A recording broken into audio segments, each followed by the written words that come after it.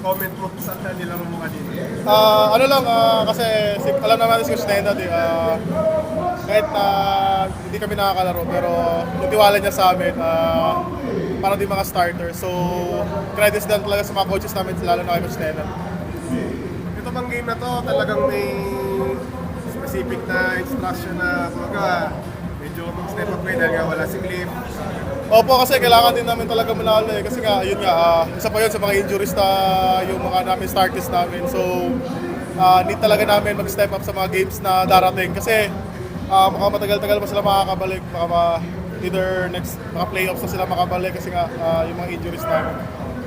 Ano yun, nung nag-champion kayo, bali, ano masasabi mo na, alam mo yun, hindi ka man gamit pero syempre may role ka doon sa championship team eh.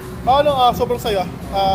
Tapos kasi hindi naman lahat naman kami doon naghihirap. Galing naman kami sa ground noon eh kasi nag-start kami na 0-5 agad eh. So sobrang saya na nag-champion kami na alam namin na kaya namin manalo eh. So ngayon pinapakita namin sa kaya na season naman.